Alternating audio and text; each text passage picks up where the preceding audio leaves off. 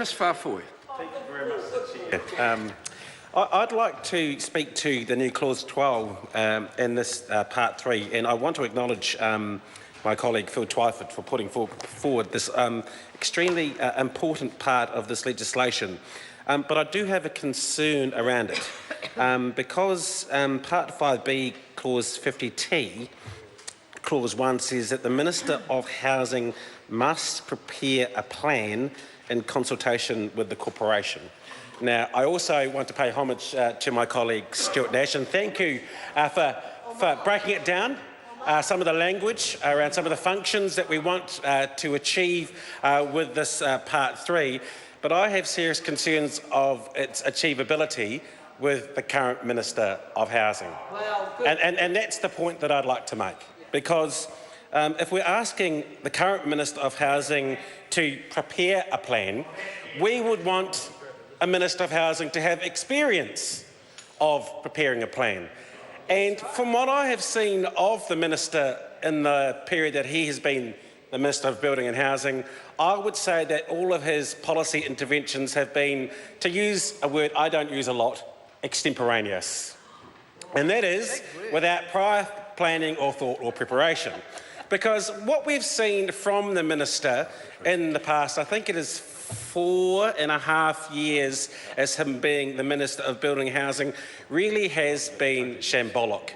And the fact that we are here in urgency, extending one of those pieces of legislation, points out to me that the Minister hasn't been experienced or well-versed or had any success in preparing a plan and executing it. I also don't think that we have any chance of the current Minister of Housing delivering 10,000 affordable houses. So what really needs to happen, Mr. Chair, for 50T1, which is amending the Housing Corporation Act 1974, to really practically be put into place, essentially, as a change of government? That's right. Because if we want someone to act as the Minister of Housing and prepare a plan in consultation, and we haven't seen a lot of that with the Minister, or the Minister of Housing, I believe also, the lack of consultation the day before Budget Day shows how much consultation goes on within those three.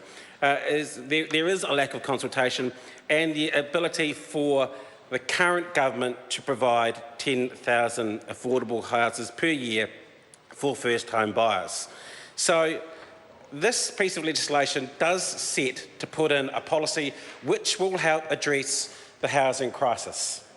And if the government is true to its form, and Mr Smith has got on his feet many times and said, we aren't serious about building more affordable homes for New Zealand, well, if they are serious about that, then they should, and they could, support our Part 3.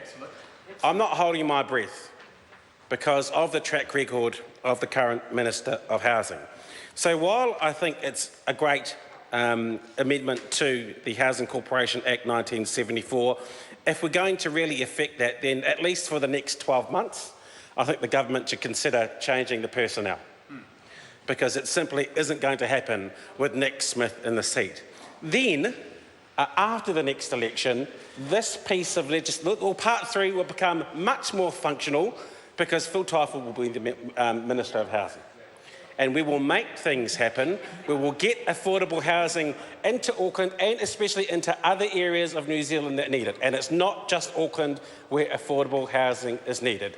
It's needed in Wellington, it's needed in areas like Rotorua and Tauranga, it's needed in some areas in the South Island. And then finally, Mr Chair, the amendment that has been put forward by Phil Twyford, new Clause 12 to this bill, but inserting new Part 5B to the Housing Corporation Act, will actually be able to achieve something. And that is something, Mr Chair, that this government has been woefully short of trying to achieve in its last 8 years. Chairman.